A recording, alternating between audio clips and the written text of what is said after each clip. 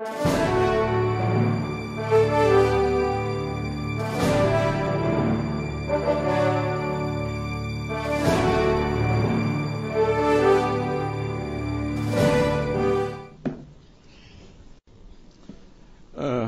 you, Mr. President. I want to be educated.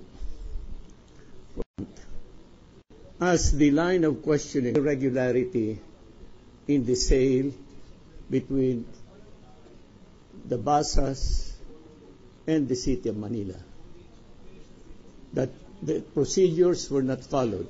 In short, there was an irregularity. Now, can you please edify me? In what part of the articles of impeachment will that be relevant? Can anyone answer that? Public prosecutors.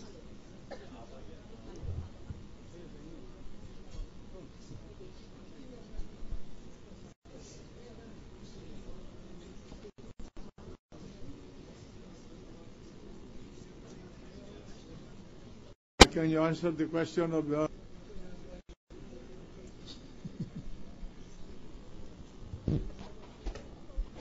Your Honor, may we ask yes. May we ask Senator Roy to repeat the question, please?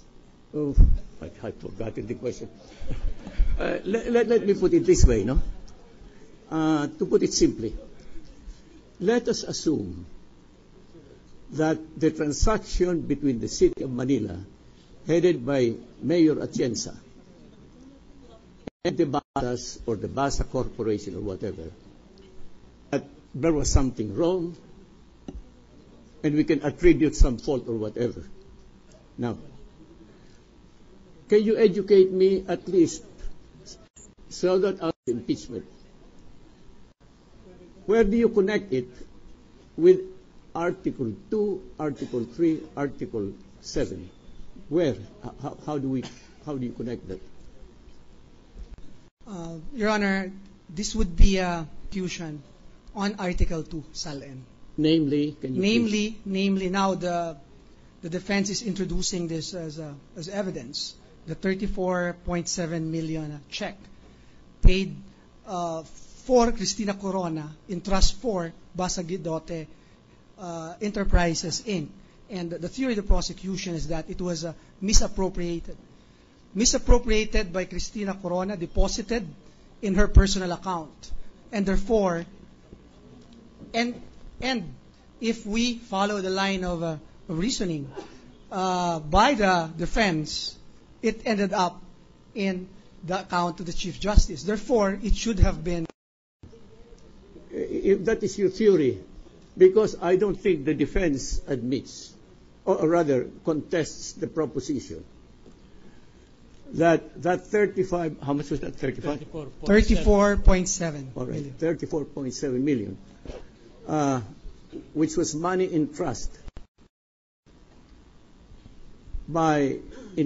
held by Mrs. Corona, was deposited in the account of Chief Justice Corona. Those are more or less established facts. All right. Yes. Now, what I want to be clarified is this. Assuming that, how do you connect that? What is the connection with the Article 2? You are not charging the ill-gotten wealth. You are not charging other elements. Now, we are talking here in Article 2 of Sal N.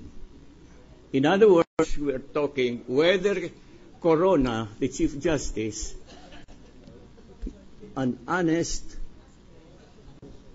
We were just testing the credence of the testimony.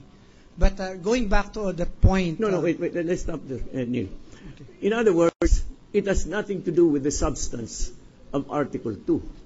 It is testing the credibility of the witness. No, Your Honor. It has something to do with the substance of Article 2. Because, namely because the position of the prosecution is that all assets should be declared. Yes. Okay. Agreed. And the 34 million, yes. 34.7 million was deposited misappropriated and deposited in the personal account of Maria wait. Cristina Corona Misappropriated by whom?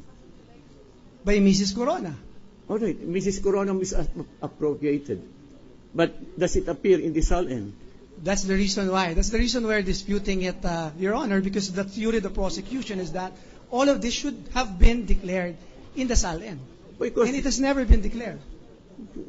the way I see it, if it was entered in the SALN, then irregular, stolen, or whatever, that is not at issue. What is at issue is whether he entered the amount in the SALN. That's the question. I mean, I'm not questioning anything. I want to be educated because we are about to arrive at a moment of truth. We recess and we can think about it. I want to simplify the issues, at least as far as I'm concerned. With respect to that, probably we can submit a memorandum. No. It's very difficult to submit a memorandum because all I want to know is that we spent 3 hours here conducting the direct and cross-examination of Mayor Atienza, the irregularities. But what is undisputed is that 34.7 million was paid by the City of Manila. The 30.7 was paid to Mrs. as supposedly, in fact, or whatever. Then that money was deposited in the account of.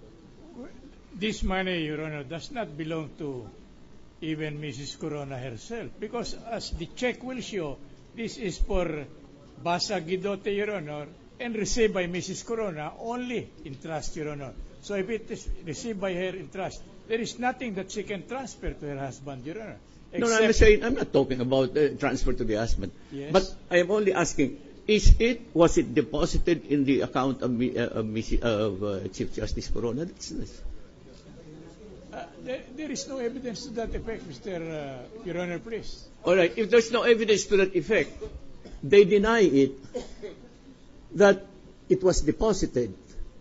So, again, I go back to the relevance of that money. The money, City of Manila paid Mrs. Corona. Where that went, that is what I am asking the prosecution. What is your theory? Meaning, the disposition now of the 34.7 million. What's the theory of the prosecution?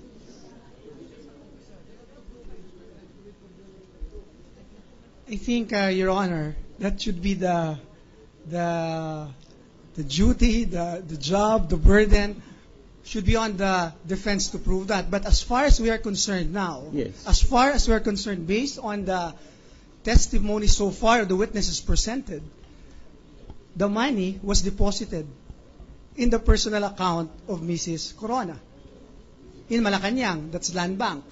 And to us, she treated it as her own money. Therefore, it has relation with the SALN because it's an asset. Mrs. Corona deposited that 34.7 million in her own account. Yes. All right.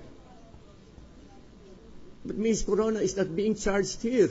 It's Chief Justice Corona. Well, here is Mrs. Corona, who receives 34.7 million, which perhaps it's not hers, perhaps it's hers, perhaps it's whatever, then deposited in her account. Now, what's the position now of the prosecution? The position of the prosecution is that it should have been. You mean that particular money, 34.7 million? Now, so far, what we see is that it was deposited in a personal account. That's what we see so far. And to us, it has relevance, materiality on Article 2 of the impeachment complaint, which is SALN. Because even if the Chief Justice... I get it. It's the SALN of Chief Justice Corona that is at issue. I even thought, I was going along with the idea that it was deposited in the account of it was deposited in the account of Chief Justice Corona. That is why it was listed in the SALEM. But it turns out that we are not clear